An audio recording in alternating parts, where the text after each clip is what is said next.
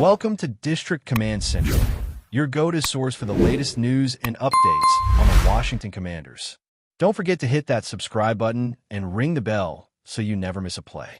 The picture around Washington feels strangely calm and tense at the same time as the final week of the season approaches. Because with just one game left on the schedule and a record that sits at 4 wins and 12 losses, everyone inside and outside the building already has one eye firmly on the offseason and the other locked on the draft board.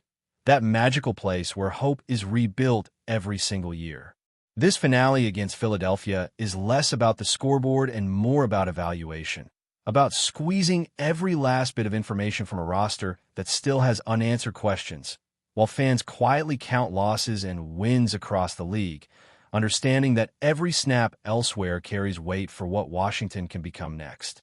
As the dust settled after the latest slate of games, the fog surrounding Washington's position in the upcoming draft began to lift, and for the first time in weeks, there is clarity about both the floor and the ceiling of where this franchise could be selecting. That clarity does not erase frustration, but it does sharpen focus, because knowing the boundaries of possibility allows the front office, the coaching staff, and even the fan base to start imagining realistic paths forward instead of chasing pure chaos. Right now, the most important takeaway is simple and heavy at the same time. Washington will not be picking later than 7th overall in the first round. In a league where a single slot can mean the difference between landing a franchise cornerstone or watching him slip away to a rival, that fact alone changes the tone of the entire offseason. It was not guaranteed a week ago. Certain dominoes needed to fall, and while some did, others stubbornly refused. Cleveland, for example, managed to pull off an upset that brought them to the same record, complicating the math and keeping Washington just behind due to strength of schedule. That detail might sound small, but it is the kind of detail that keeps front offices awake at night, knowing that a tiebreaker decided months earlier could echo for years. Still, there's a scenario where Washington controls its own destiny to an extent. If they manage to win the finale while Cleveland stumbles, the Commanders would lock themselves into that 7th spot at worst. A strange reward for a season filled with inconsistency and missed chances.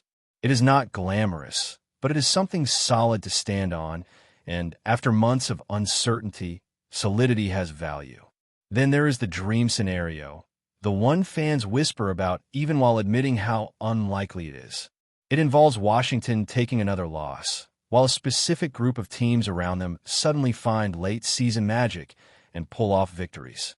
Each of those wins elsewhere would act like a lever, lifting Washington higher and higher up the board. In the most extreme version of that story, the Commanders could climb all the way to the 2nd overall pick. It is a long shot, the kind of outcome that requires the football gods to smile all at once. But the fact that it is even theoretically possible keeps curiosity alive through the final whistle of the season. Reality, though, usually lives somewhere between hope and despair, and the most probable landing spots sit around the 6th or 7th overall pick. That is where the Real conversation begins, because finishing just outside the top 5 after scraping together only 4 of 5 wins feels cruel. It is close enough to taste elite talent, yet far enough away to potentially miss out on the most coveted names. That position can also make trading back difficult, because teams rarely mortgage the future to move up unless a prospect they never expected suddenly starts to slide. Washington, at the moment, does not have the luxury of excess draft capital. With only 6 picks in total, every decision carries extra pressure. Trading back would be ideal, turning one pick into multiple chances to add depth and upside, but that only works if another team is desperate enough to come calling. And desperation usually revolves around quarterbacks, which brings another layer of complexity to this situation. There are only a handful of quarterbacks in this class who truly justify a first-round investment, and history suggests you usually need a top 5 pick to secure one without gambling.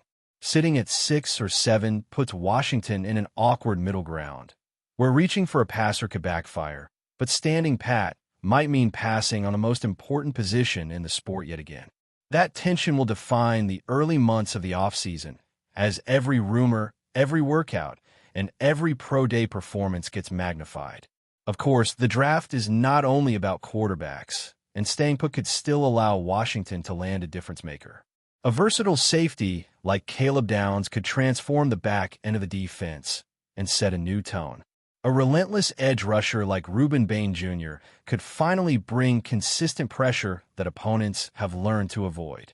A dynamic wide receiver such as Jordan Tyson might give the offense an identity it has lacked, while a powerful and explosive running back like Jeremiah Love could change how defenses line up on Sundays. None of these names are guarantees, but all represent paths toward relevance. No matter which direction they choose, the margin for error is razor thin. This is not a roster that can afford to miss on premium picks, and it is not a fan base willing to wait forever. Every selection has to fit a clear vision, not just for the upcoming season, but for the years beyond. The draft will not magically fix everything, but can accelerate a rebuild if handled with discipline and courage. As the final week arrives, the strange beauty of this moment is that nothing is fully decided yet.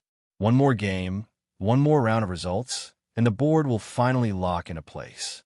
Until then, Washington lives in that familiar space between disappointment and anticipation, where the past season fades and the future begins to take shape, one potential pick at a time.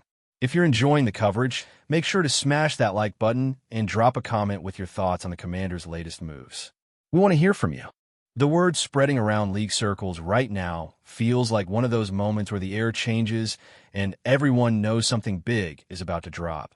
And the rumor gaining force is that ESPN insiders are pointing toward a trade scenario quietly advancing between the Bengals and the Commanders involving Trey Hendrickson, a name that instantly lights up conversations among defensive coaches, general managers, and fans who live and breathe pass rush. This is not being framed as a finalized move, but the tone around it suggests real traction, the kind of behind-the-scenes momentum that usually means phones are buzzing, cap sheets are open on multiple desks, and contingency plans are being whispered about in war rooms.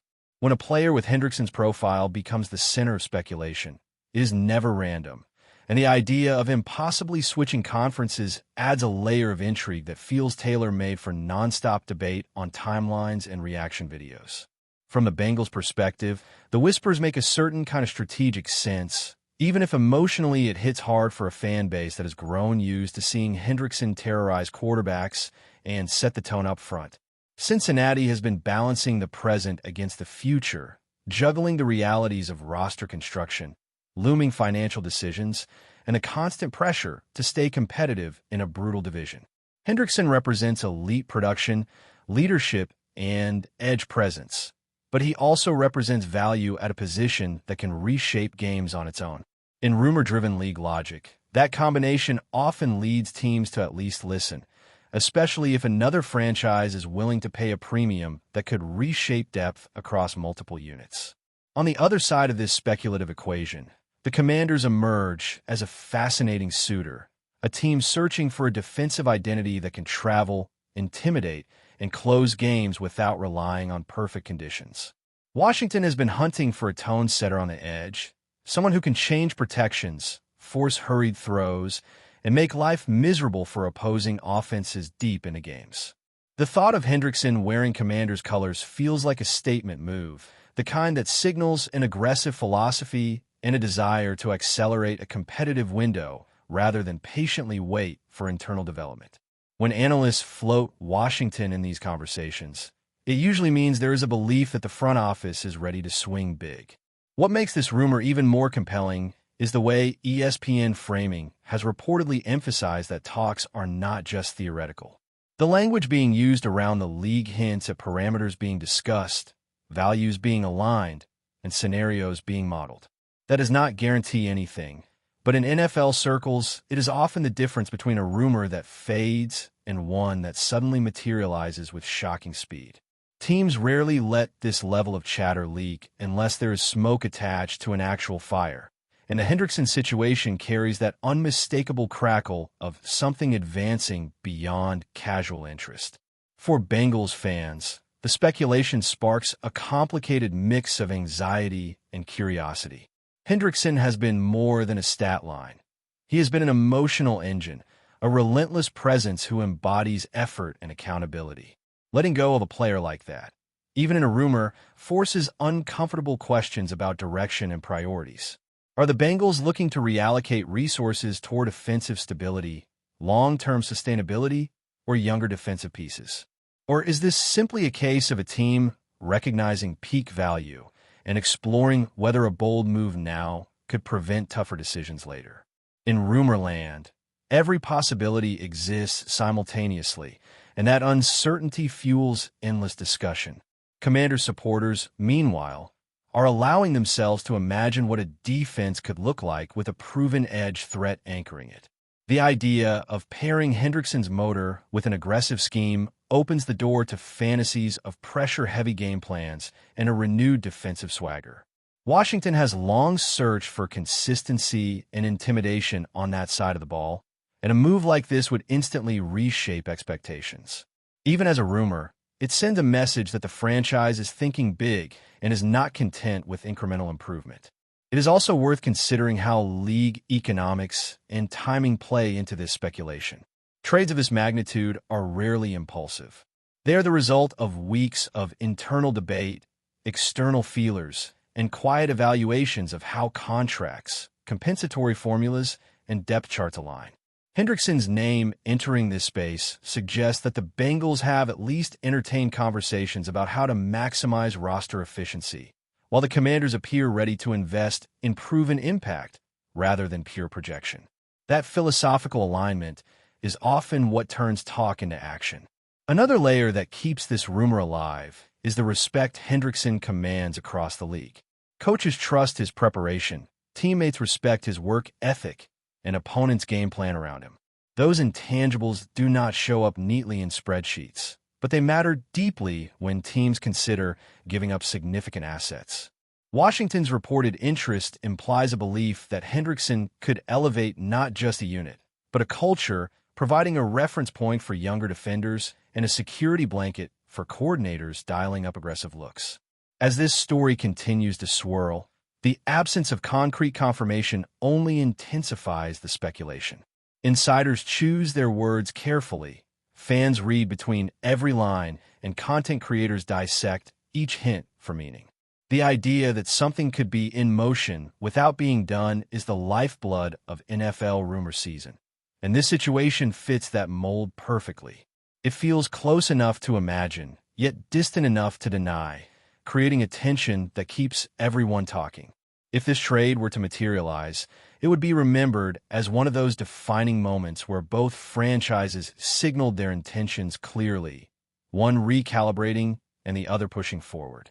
Until then, it lives in that fascinating gray area where logic, ambition, and speculation collide. Whether it ends with Hendrickson staying put or heading to Washington, the fact that his name is at the center of such a loud conversation tells us everything about his value and the shifting strategies of teams trying to stay ahead in an unforgiving league.